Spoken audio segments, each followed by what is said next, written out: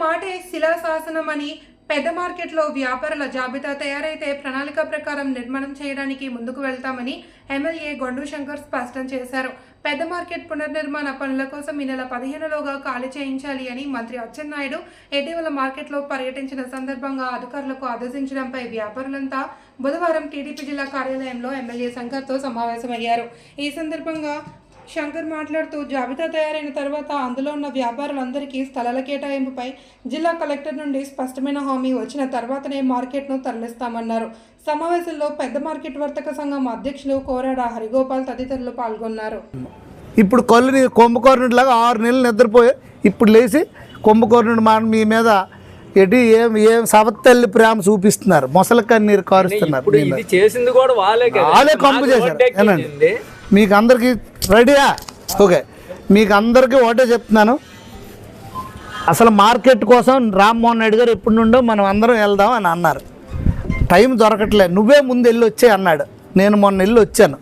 వచ్చి చూసిన తర్వాత ఆ మధ్యలో బ్లాకులు పని చేయకుండా ఉండిపోవడం, బురదతో ఉండడం, కంపు కొట్టడం, గంజాయిలు తాగడం, మందు బాటిల్స్ ఇవన్నీ చూశాను.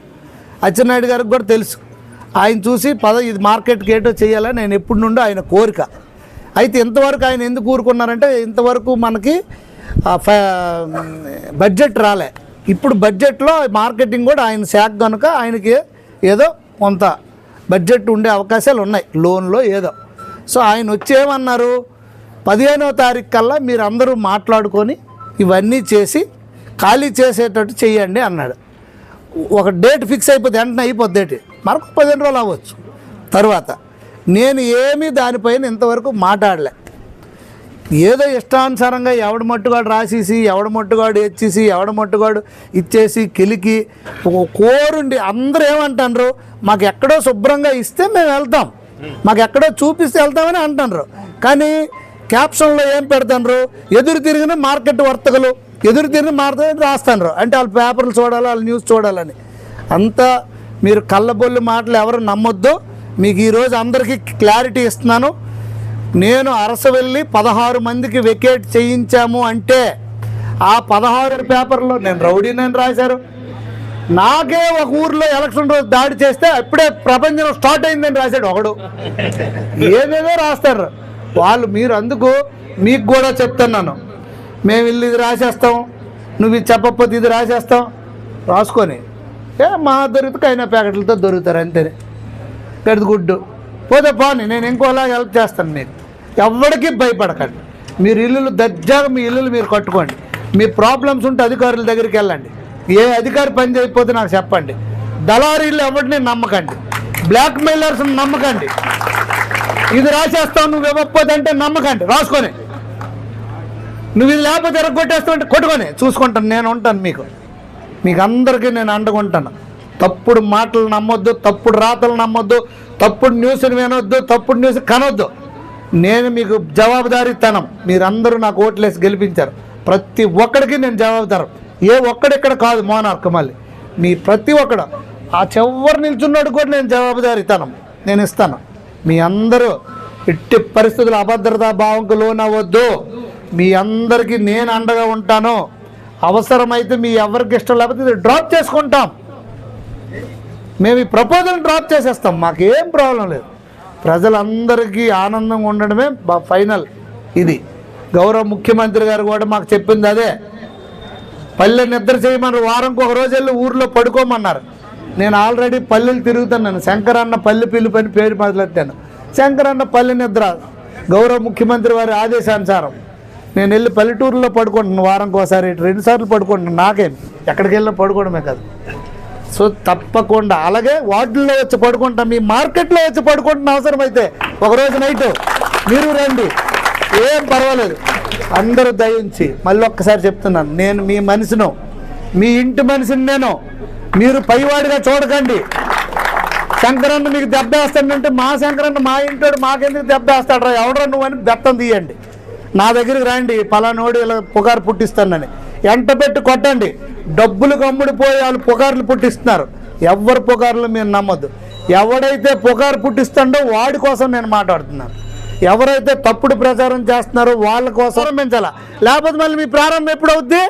8 సంవత్సరాలు. చెప్తాను. మళ్ళీ ఎప్పుడైనా అయిపోతే మళ్ళీ మన ప్రభుత్వం రావాలి. అందుకే మీరందరూ కూడా మంచిగా డెసిషన్ తీసుకోండి. మీ ముందుకు ఒక అవకాశం వచ్చింది. ఇన్నాళ్ళు ఎవడు పట్టించుకోలేదు.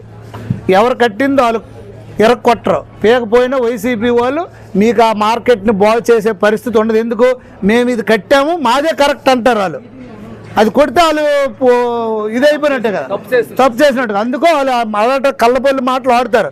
ఈ సవత తల్లి ప్రేమ మీద ఆ మొసల కన్నీరు మీద మీరు నమ్మకండి. మీకు అర్థమైందా? అలాగే పనికిమాలిన ఛానళ్ళు, పనికిమాలిన పేపర్లు నమ్మొద్దు. మంచి రాస్తే మంచి చూడండి, చెడు రాస్తే అది దాన్ని వ్యతిరేకించి మీరు ఆ పెద్ద మనసుతో అర్థం చేసుకోండి. మీకు అర్థమైందా? నేను మీకు ఒక ఎమ్మెల్యేగా చెప్తున్నాను. నేను మీకు చెప్తున్నది ఒకటే. మీ లిస్టు తయారైన తర్వాత, అన్ని వర్గాల లిస్టు తయారైన తర్వాత అక్కడ ప్లేస్ సరిపోయిన దగ్గర మాకు ఇవ్వాలా. రేపు మార్కెట్ జరపాలంటే ప్రజలకి సౌకర్యం కావాలి, మీకు ఈజీగా ఉండాలి. ఒక మీకే కాదు, ప్రజలు కూడా ఈజీగా రావాలి కదా. అలాగా ఏర్పాటు చేసిన తరువాత అప్పుడు మీ దగ్గరికి వస్తాం. ఇగో మీరు ఎంతమంది, ఇగో ఇన్ని షాపులు మీకు అక్కడ అకామిడేట్ చేసాం, ఇగో దీనికి ప్లాన్ ఇలా కడతాం, ఇగో ఇన్ని రోజుల్లో కడతాం, ఈ ఇన్ని రోజుల పాటు మీరు వెళ్ళండి అని చెప్తాం. రాత్రి అనగా పొగలు అనకంటే యుద్ధ ప్రాతిపదికన డే అండ్ నైట్ కట్టిస్తాం. కానీ అది ఎన్ని నెలలు డబ్బులు అంత బ్యాంకు లోను అవన్నీ ప్రాపర్గా ఫండ్ అంత పర్ఫెక్ట్గా ఉన్ననాడే ముందుకు వెళ్తాం. సగం చేసి డబ్బులు రాలేదు, బిల్లులు ఆపిస్తే అలాగే వెళ్ళాం. ఇదేం మీరు వరి అవ్వద్దు. మీకు మీ మేలు కోసం మేము చేస్తే మాకెందుకు పిచ్చాడు, లేకపోతే ఇలాగే ఉన్నాయి నడుస్తుంది కదా. అంతేగాని మీకు చెడు జరిగితే నాకేమొస్తుంది? నేనేమో కూరగాయలు షాప్ పెడతానా? అక్కడ నేనే కూరగాయల షాప్ వ్యాపారం పెట్టలేదు కదా. మరి మీకు చెడు చేస్తే నాకు ఏమొస్తుంది చెప్పండి? మీకు చెడు చేస్తే నాకు చెడు అవుతుంది కానీ నాకు మంచి జరగదు. కనుక మీరు అపోహలు నమ్మొద్దు. ఏది ఉన్నా ఇలాగే నా దగ్గరే పంచాయతీ తేల్చుకోండి. ఇందులో ఎంతమంది ఆకర్లే. అల్లా చివరి కూర్చున్న తమ్ముడు వచ్చినా చాలు, అన్నా నువ్వు చేస్తున్నది ఇది ఎంతవరకు కరెక్ట్ నాకు సమాధానం చెప్పండి, నేను చెప్తాను. నువ్వు వెళ్ళి అందరూ చెప్పుకో. నాకు ప్రతి ఒక్కటి నాకు ఇంపార్టెంటే. అయితే అందరూ మాట్లాడితే గొల్లు మంటది కనుక అందరితో మాట్లాడలేను కనుక ఎవరో ఒక లీడర్ రావాలి. అర్థమైంది మీకు? నువ్వు వచ్చినా నీకు సమాధానం చెప్తాను. అదో అల్లా ఆ చివరి ఆయన ఆ పెద్ద ఆయన వచ్చినా సమాధానం చెప్తాను. అదో ఆ తమ్ముడు వచ్చినా సమాధానం చెప్తాను. ఆ అమ్మ వచ్చినా సమాధానం చెప్తాను. ప్రతి ఒక్కడికి నేను జవాబుదారి. ప్రతి ఒక్క ఓటర్కి నేను జవాబుదారి. ప్రతి ఒక్క ఓటర్ సేఫ్టీకి, ఆయన యొక్క భద్రతకి నేను జవాబుదారి. ఆయన యొక్క బాగోగులకి నేను జవాబుదారి. నేను ఎప్పుడో చెప్పాను, అత్యవసర సమయం వస్తే 24 గంటలు నేను అందుబాటులో ఉంటాను. అలాగని ఒత్తునే వచ్చి నాకు కార్డు లేదని రాత్రి రెండప్పుడు రావాల్సిన అవసరం లేదు. రేషన్ కార్డు లేకపోతే తెల్లారి రావచ్చు కదా. రాత్రి 12 వచ్చి నాకు రేషన్ కార్డు లేదని